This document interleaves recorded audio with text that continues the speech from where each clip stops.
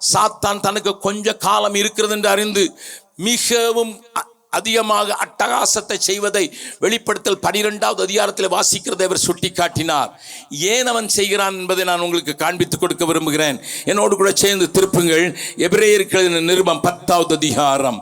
எபிரேயர்களின் நிருபம் 10வது அதிகாரம் அங்கே 11வது வசனத்தில் இருந்து 13வது வசனம் வரை பார்க்க போகிறோம்.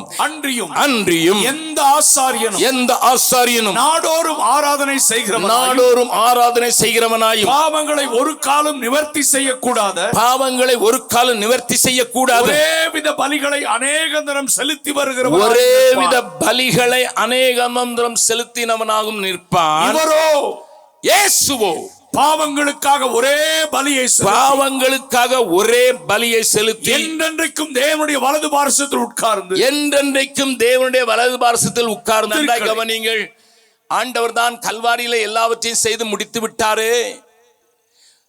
ஆதியாகமம் 3வது அதிகாரம் 15வது வசனத்திலே அவர் உன்னுடைய தலையை நசுக்குவார் என்கிற காரியத்தை என் இயேசு கல்வாரியிலே செய்து முடித்து விட்டாரே. ஆனால் உட்கார்ந்தார் என்று போட்டிருக்க வேண்டும். ஏன்னா வேலை முடிந்து விட்டது. வேலையில் நிற்கிறவன் தான் நிற்க வேண்டும். வேலையை முடித்து விட்டவன் உட்கார்ந்து இளைப்பாறுவான். அப்படி உட்கார வேண்டிய இயேசு உட்கார்ந்து என்று போட்டு அடுத்த வசனத்தை வாசி. தம்முடைய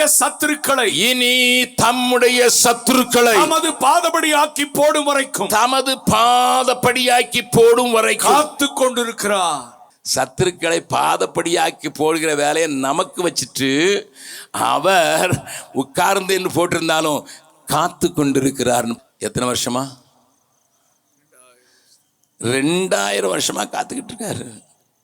அடிக்கப்பட்டு தலை நசுக்கப்பட்ட அந்த சத்ருவாய சாத்தான் இன்றைக்கும் தன்னுடைய வாளை வைத்து அநேக ஒளி கொடுக்கக்கூடிய நட்சத்திரங்களை விழப்பண்ணி கொண்டிருக்கிறான் என்பதை வெளிப்படுத்தல் 12வது அதிகாரத்தில் வாசிக்கிறது. அநேகர் விசுவாச துரோகம் செய்து விழுந்து போனதை தமிழகம் கண்டு வருகிறது. எதற்கையா மிஷினரிகள் வேண்டும்? எதற்கையா மிஷினரி பெருவிழா? அறியப்படாத பகுதிகளில் இன்னும் அவனுடைய ஆதிக்கத்தை மாத்திரமல்ல, சபைகளில் அவனுடைய திருவிளையாடல்களையும் அழுத்தி நொறுக்கி அவனை பாதத்தின் கீழே கீழ்ப்படுத்தினால்தான் என் ஆண்டவர் காத்திருக்கிறவர் இதோ வருகிறேன் என்று சொல்லி வேகமாக வர முடியும். ஆகையினால் தான் என்னை கேட்கிற அருமையான தேவ பிள்ளைகளே, உங்களுக்கு எனக்கும் ஒரு பெரிய பொறுப்பு இந்த நாட்களில் உண்டு என்பதை மறந்து போகாதீர்கள், மகந்து போகாதீர்கள்.